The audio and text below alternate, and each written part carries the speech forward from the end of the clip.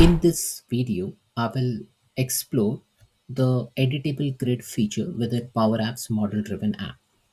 Now, I have a simple model driven app which I have created, World Airlines Management System. It lists down some of the tables like airlines, aircraft models, destination cities. Now, this is the default view. So you see the list of airlines, so you'll see the list of columns and the list of records for this particular table. Now you can perform various operations. So the moment you select an item, some of the item gets enabled within the command bar and you can perform an operation. However, you cannot edit the record. In order to edit the record, you need to go inside the record and navigate inside the record and then perform the operation, right? Now with editable grid, you will be able to perform the operation inline. So if you see this option show as, if I click on editable grid over here, I have an option to edit the current record. So if I just select the item over here and I can start typing, and I have an option to save this. So I'll just click on save and this record is saved without even navigating to the record. Now, in order to make all these changes, you need to go into the solution explorer. So I've already created a solution for my airlines application. So that's named as airlines core solution. And within that, uh, you do not have any option to go through the modern interface, so you may need to switch to the classic interface. And once you're in this classic interface of solution explorer, navigate to the corresponding entity. So I'm going to the airlines entity, and then from here within the controls tab, you have an option to add the control. So you add a control just by clicking over here and add the editable grid. So you see this editable grid, and once you click on editable grid, you can select by whether you want that view to be loaded as default, or it will appear in that show as drop menu. You have option to configure, so you can configure the grid lookup. You have an option to configure the subgrid. You have an option to configure the group by, layout, allow filtering, nested grid, column header, enablement, and alphanumeric filter bar. So that's a topic for another day, but I just want to view what feature does gets enabled when you have this editable grid. Now, this is an editable grid interface. So first thing, you will see that you have a header. So this is the header. Now in the header, you can perform operations like sorting, ascending, sorting, descending. You can also filter. You can say filter by, and if you want to see anything which contains air in it, just show that record and you will see this filter being applied.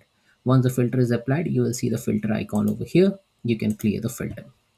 Now you can even expand the column width, because if you see that this column width is consuming more space, then you can expand it accordingly. And accordingly, you can save this view. You can group by the record. So if I say group by name, it will group by the name, and then all this name will be uh, in that expand collapse mode, so you can see all the records within that. You can also group by other columns like the total staff, or created by, or airline description. So it all depends on what is a use case or user scenario. Now let me remove the grouping. So group by, no grouping. Now, what all things I can edit? So can I edit the name? Yes, I can edit the name. Can I edit the description? Yes. So I'll just say some value over here, and if you just tab out, it will automatically save, or alternatively, you can click on save over here. Now you can also select edit the multiple multi-select option over here. So if I select over here and if I just tab out, it will automatically save that record. I can update the number column, so that is also possible. And the created on, now created on is a audit field. It's a read only field, and that's why you cannot edit, and that's why you see a lock icon. Email address, yes, I can uh, save it, and even the choice value. So I can select multiple choice value against multiple record. And if I want to navigate this record or go inside this record, I can just click on this arrow over here on the right hand side, and I can navigate to the specific record. Let me go back.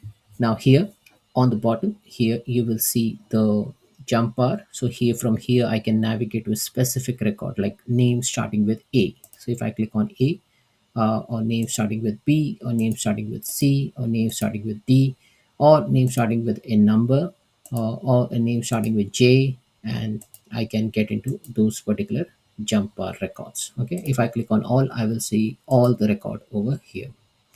Now, again, this needs to be configured. Now, as you see over here, if I click on A, I don't see the items with A because I need to link this particular header, uh, the page linker with the column name. Okay, and if I do that correctly, I should be able to view that record. Also, I can navigate to the pages. So as you see over here, there are currently fewer records, but then if you get a more record, then you can navigate to the page wise. Now, this is the alphabetical sorting. Like here we have alphabets, and then from here you can filter out to that record. Now, if I minimize the screen a bit, now as you see over here, I minimize the screen a bit, I just see ABC. Now, where did the alphabets go? Now, yes, if you click over here, you will see this interface, and then from here you can actually navigate to a specific record. Okay, so now here I'll just go into a specific record, and then it will display that record. Let me click on all, go back over here. Now I have an option to again filter by, I have an option to filter from lowest to highest, from a number record, and I can do that for multi-select, numeric, and all these values over here. I can group by, as I mentioned to you, like if I group by, say, by total aircraft, then if I want to edit this record, I can just select the record, uh, or I can I multiple select a record? Yes, I can select multiple records. But what happens if I just update one description? Now, the moment I click the mouse in one of the control, that selection get disappeared, right? So let me show you again. So if I select this record, this record, this record, and if I want to update the description to be same, I cannot do that because the moment I select something, it gets updated over here. Okay, so it only make that current selection, so you cannot update the multiple items at once. Okay, so it takes the context of that single record. So that's it, folks. This is all about editable grid within Microsoft Power Apps model driven app. Thanks for watching.